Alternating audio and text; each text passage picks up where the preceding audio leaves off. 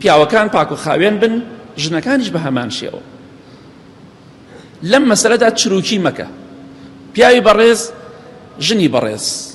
ئیمامی عەبدوڵڵای کوڕی عەباس ڕەزای خوای لێ بێت ئەفەرمێ کە ئامۆزای پێغەمبەری خوایە صلی الله علیه وسلم، ئەفەرمێ من پێم خۆشە بۆ خێزانەکەم خۆم جوان کەم، پاک و خاوێن بم، هەر وەکو چۆن پێم خۆشە خێزانەکەم خۆی بۆ من جوان کات.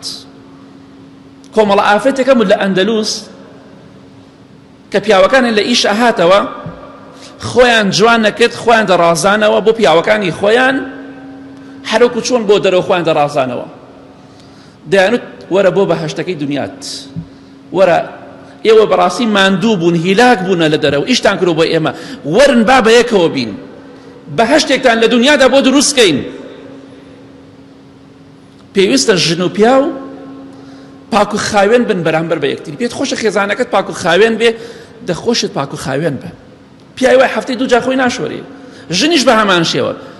خەڵکی وایە شکاتەکاڵی خێزانەکەم هەفتەی جارێ خۆی ناشۆرێ، بۆ نیدێ. کاکە الحەمدولە ئاو هەیە خۆت بشۆرە. ئاویش نییە بڕۆ کاکە ئاو چۆن ئاوت هەیە بۆ هەنێشتی تر، بۆ ئەوش بە ئاوت هەبێ بۆ نێوان ژن و مێردەکانی خۆتان. ژن و مێردایەتی بە قووەت دەبێ، بە پاک و خاوێنی. حدیثێکی پێغەمبەری خوا صلی الله علیه وسلم ڕوو دەکاتە پیاوەکان، دەفەرمێ ئەم حدیثەیش لە صحیح بخاری مسلم دەهاتەوە، ئەفەرمێ ئین اليهود والنصارى لا يصبغون فخالفوهم.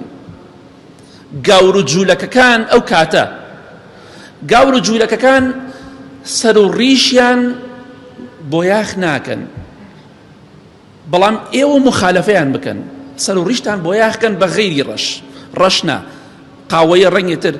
بۆیە ئەگەر خێزانەکەت پێی خۆش بوو هەر بۆ یاخی کە سونەتە، پێشی ناخۆش بوو هەر بۆ یاخیکە.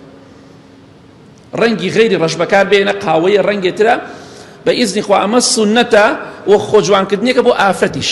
مادەم خێزانەکەت ئەڕاتە دەرەوە خۆی جوانەکە، توش خۆ جوانکە بۆ دەرو بۆ ماڵەوە، بۆیە ئەمە سونەتە.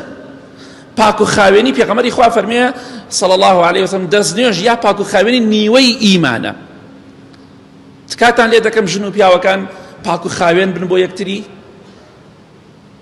خوشکە بەڕێزەکەم کاتێکە لەگەڵ پیاوەکەی خۆتا شەو لەگەڵ پیاوی خۆتا با بۆنی چێشتت لێنێ، بۆنی پیازت لێنێ، تۆزێ پاک و خاوێن بە. پیاو بەڕێزەکان بە هەمان شێوە ئێوە ژوان مەکەن لەگەڵ ژنەکانتانە، بەخیل مەبن، ڕەزیل مەبن، چروک مەبن لە پاک و خاوێنی بەرامبەر بە ژن و مێردەکان هەمووتان بەرامبەر بە یەکتری.